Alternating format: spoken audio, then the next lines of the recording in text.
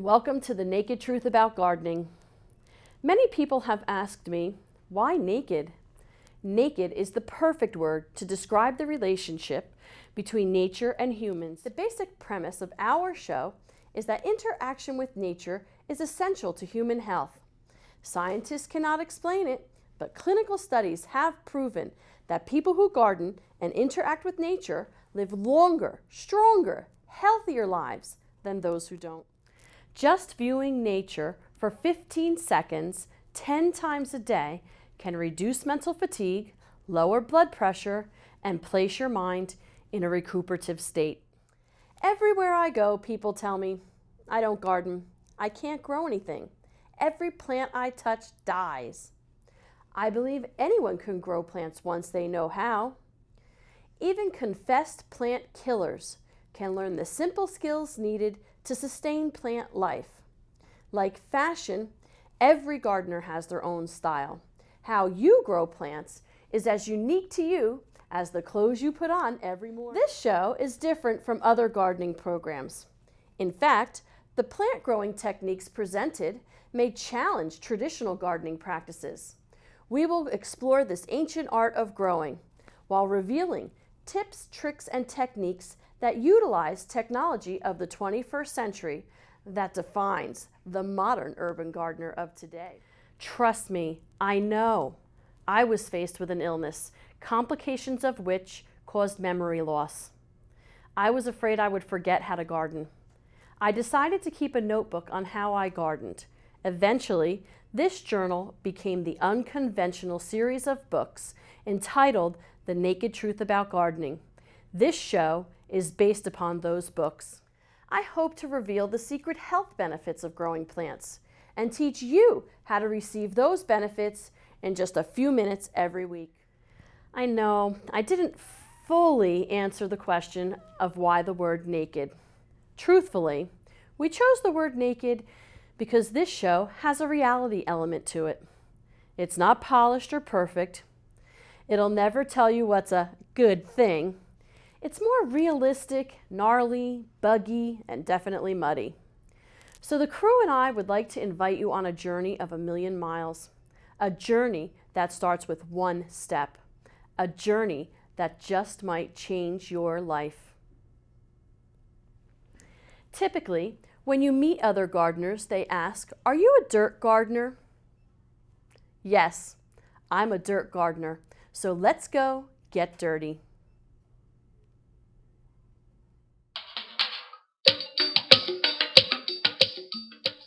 So today we're talking about the different ways that we can use the harvest and the fruits of our garden. And of course, everyone associates autumn with the pumpkin. So we're going to talk a little bit about pumpkin carving. It's a great activity for children and adults alike. And there are some very simple, easy things that you can use to help your pumpkin carving. I know many people don't like touching the inside because it's slimy. So I have some inexpensive tips and tricks to help make your pumpkin carving a lot of fun. The first is a common household spoon. Now, you're not really using a spoon in the sense that you're scooping stuff on top of here, but you're kind of using it as a scraper to scrape off the nasty bits so that it's smooth on the inside, okay? I don't know if I can... The other alternative to the side of a spoon is an ice cream scoop. I'll do it over here. We can just look inside, and we're just gonna, well, maybe not. See how that's down there? But that works well in scooping out what's inside. So that takes care of your cleaning needs. No longer do you have to stick your hands in there and pull out the seeds, but definitely save your seeds. The other thing I found to be very helpful is a grapefruit knife. Now you see those serrades on there? That makes, it's almost like a saw. The struggle I always had with carving pumpkins was, cutting in the top. So here, I'm going to show you on this one, with the serration of the grapefruit, it makes it a breeze. And I got it at the dollar store for $1.29. So it's a really great pumpkin carving tool. I know you can at craft shops get very expensive pumpkin carving tools, but you can also use these other ones. Now I have a very inexpensive potato peeler here.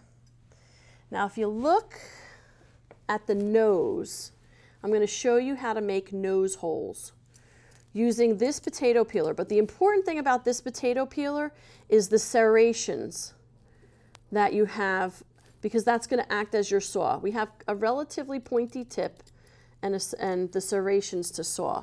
And I'm going to show you on this one, because this one, we also use it as a luminary. So instead of carving a face or a design on this pumpkin, we just put the candles inside. Now we're in the studio and the fire alarm will go off, so we used glow sticks. And I'm afraid under the lights of the studio it's not effective. But you could put a candle in there, and you're just going to push in, very simple, and twist. And when you pull out, there you go. You've got your hole. Now the other thing that's fun to do, and I use the digging end of this, is like say I wanted to connect them. I'm going to come back around here because I've already done it. This will, the deeper ridges, there are 3 layers to a pumpkin, and the first being the skin, which is the most opaque and withholds the most amount of light. And then the next layer is the pulp, and it holds different amounts of light depending upon the thickness. So depending on how brightly you want it to glow or how dark you want a particular segment would depend upon how deeply you would groove out or scoop out the inside. Say I wanted this area here to glow brightly, maybe like the center of a flower or a leaf. Instead of scooping it out on top, I could scoop it out from the bottom and make it thinner so that the light would glow more brightly through the pulp of the pumpkin with the skin removed. So how did I remove that skin? Okay. This is a good tool. Now, the other potato peeler is great for cutting and sawing and poking holes and digging trenches. But this one is great for removing the skin because of the swivelness of it. We're going to come over here, we're going to practice it. And you can see the shape of it makes it very easy to get that high-end $5,000 pumpkin look that Martha loves, just by pulling it down. Now I've also seen the skin removed like in this groove here where it's harder. Let me see if I can, we're doing it for the camera. Use a flat-edged screwdriver, and then you can pick out those little pieces that were left behind. So I hope that gives you some inspiration to create some really interesting jack-o'-lanterns this year.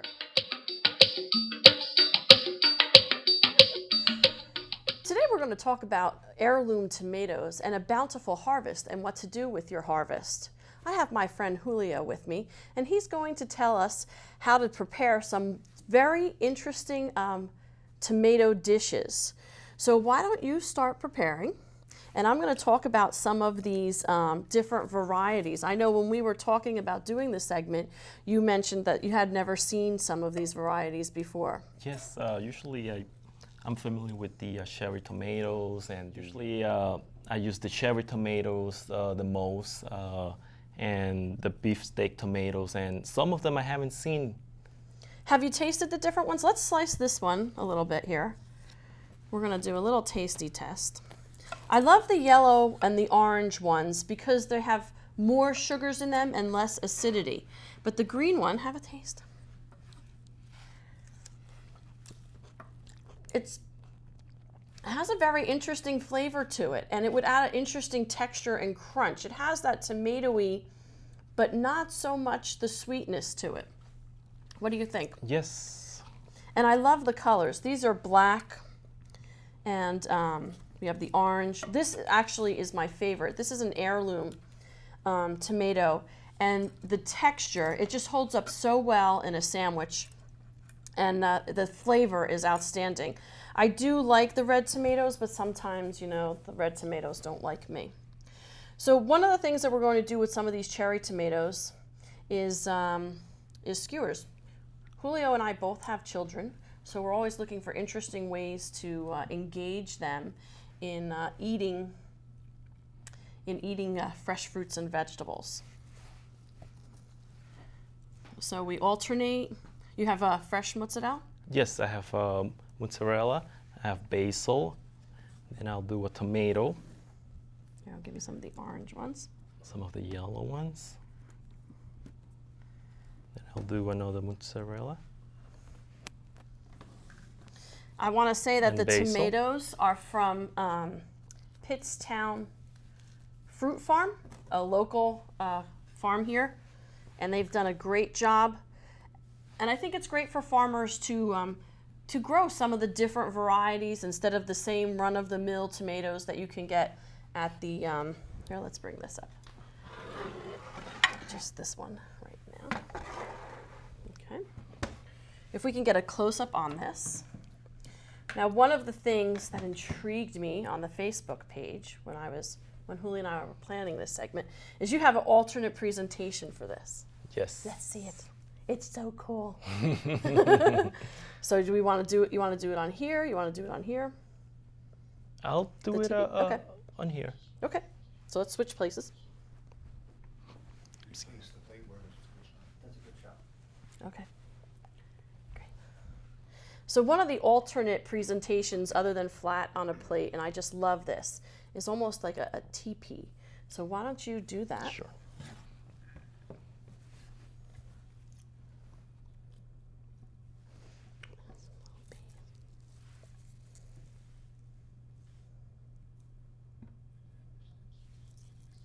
Okay, we're talking. And we're talking. We're going to put a little decorative down here.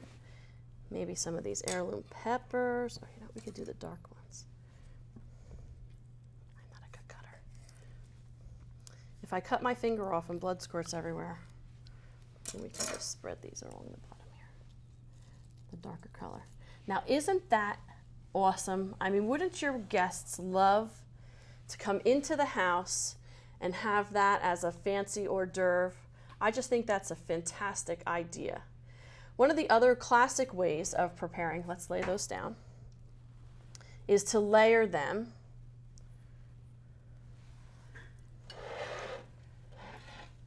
And here we have another one. Oops, sorry about that. We do the truthful, honest thing.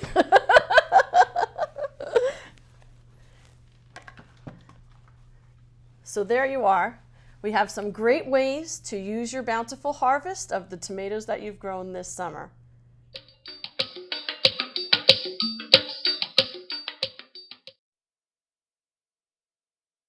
Jersey tomatoes are supposed to be the best, but sometimes things go wrong. So we're going to talk about some of the things that can go wrong with your tomatoes and how to fix them. The first thing you want to know about any tomato before you plant it is it a determinate or indeterminate variety? Determinate varieties grow to a very specific height and stop growing and flower and produce fruit. Indeterminate varieties grow much taller, maybe 6, 7, 8 feet.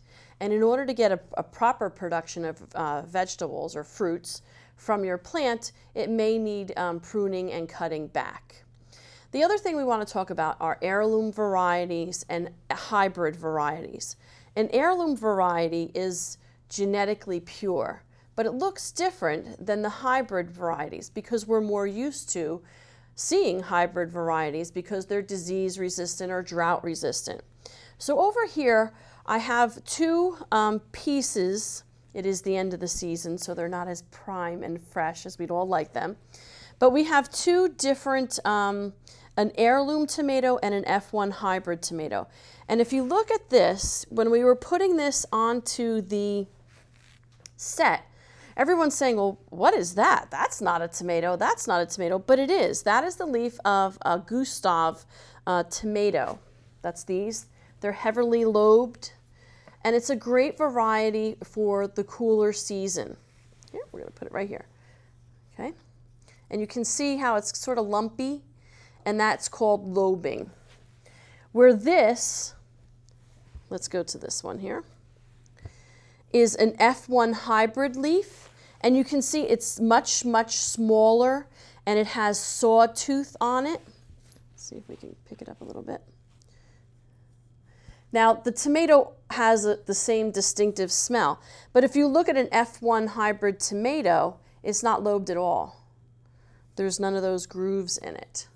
So it's more juicy, but less pulpy. Now, many times when we're growing tomatoes, we're going to come over here, things go wrong. So let's talk about the number one thing that can go wrong, and that's bugs. You can see here that there's a hole in the side of this tomato where a little tiny worm came from the leaves down, and it bore a hole into the tomato. I'm going to try and not slice my fingers off and show you how it just goes through all the caverns and starts eating out the juicy part. Not so much the pulpy skin part, but it goes into the little sections to eat the juicy parts out. Let's see if we get a better view over here. See how he's boring down into here before we killed him? Because that's what he's really looking for. Now here, this tomato was allowed to get cold on top while it was ripening on the vine. And it's kind of a burn, more so than damage to the actual tomato. So we're just going to slice that off, and you can see the under part of that burn or that freezing scald from the top of the tomato. Maybe I watered at night, or a dew came at a certain temperature and that collected on the top and caused it to discolor. But the tomato itself, still healthy, still delicious. Let's make sure it's still delicious. Definitely delicious. Now, many times, especially at this time of year, our tomatoes are still green. So we did a little experiment, and I took some green tomatoes from my yard, and I put them in a paper bag, right? That's the old adage. Take your green tomatoes, put them in a cool, dry place, and add an apple, and they will start to turn red. And it's the gases that are given off from the apple that will speed the ripening process. So a few days ago, I went and picked some green tomatoes from my garden. Here we go. That's as green as it's going to get. And this bag had no apple. And obviously it didn't ripen much. It should be closer to this color. Okay. And this one, I put an apple in the bag. And you know, actually, it really, look at that, it works. It is a little bit different in color. It's a little oranger. So maybe it takes more than a few days, but I think the apple is helping to ripen up my tomatoes. So those are some other good tips for growing your tomatoes.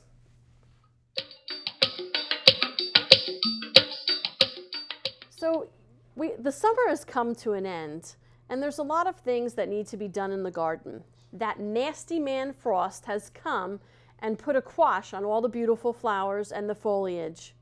One of the things I like to do is to grow sunflowers with my children. They love how tall they get and how big and how beautiful they are. But now that the sunflowers have passed and they've been frosted, what fun things can you do with your children? And I say, save some seeds. This is how beautiful the sunflower was, and the frost came and made it ugly. See, that's a gorgeous plant. I just love it.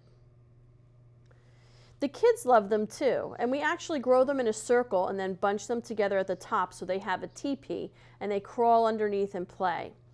But now that the frost has come, we're going to do something more fun and interesting with the children. Now you can see here on this other side, I have an actual seed head from my garden. And you can see that the frost has kind of turned it yellow and shriveled the petals. So we're going to, underneath all these little blossoms, and you can see on the end, there are little yellow blossoms, and that's what made the sunflower sunny. let's say. But what we're going to do is just let this dry, and it will come to something kind of ugly like this. It takes about 4 weeks. So you can see all these green side petals will turn brown and crusty. But this is where it's fun for the children, because now they can break this apart and pick out all the sunflower seeds. Here, I'm going to just separate some of these seeds. Okay? This way. And you can either feed them to the wildlife, glue them to a bird feeder, or save them for the following year. I also like to do this with a pumpkin when we're pumpkin carving. Now, when you're drying them, you're just going to put them in a cool, warm area, and they will slowly start to fall apart, as we have in here. But I haven't cleaned these, but you can see how a lot of them have fallen apart, and they have all their little plant matter with them. But these, the children and I have actually cleaned, if I can get the bag open. And you can see there's just very little plant material in them. They're very lightweight. The squirrels and the birds love them. They prefer black sunflower seeds, would make black sunflower seeds. But it's a great winter project for the children, and they love to plant them in the spring. A friend of mine had some beautiful flowers, so she gave me this beautiful bouquet of purple balloon flowers. And I wanted to grow some of these in my yard, and she said that they come back over and over every year. So what I did was after the bouquet shriveled, you can see here that the petals have shriveled, I just turned them upside down in a glass and shake, kind of like a salt and pepper. All of the seeds come out. Now, if it's a self-sowing plant, after it's been frosted, you can shake them on the ground and the seeds will come up in the spring. But make note that that seed will be coming up in that area in the spring, because you don't want to pluck out these new plants when they're coming because you think they're a weed. I had a friend one time, actually I'm gonna let you know, Aunt Betty. She said, you know, all those flowers we planted, the cleome, that none of them came back. And then we discovered a few months later that she was pulling them out because she thought they were weeds. So what I like to do is to save these seeds in a small container, like this one. And then in the spring, I have a lid. In the spring, when it's still cold, sprinkle them outside, and this way I can remember more readily than 6 months prior. I'm going to do the same thing with my sunflower seeds. Now, seeds, as we've said before, are viable for up to 5 years. And there we go. We have next year's harvest at a fraction of the price.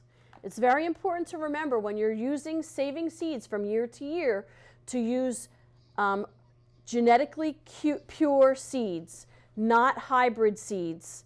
If you use a variety that's an F1 hybrid, it may not come back true. So that's our little bitty about things to do with your flowers when the frost comes.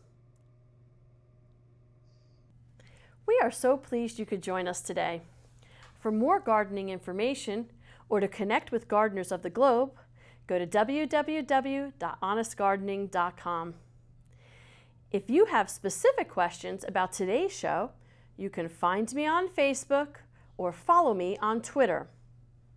All of us at Down and Dirty Enterprises hope you enjoyed watching the show as much as we enjoyed making it. We hope it's both entertaining and informative, but most of all, we hope you'll join us in the weeks to come. Until next time, stay healthy, stay strong, and happy gardening.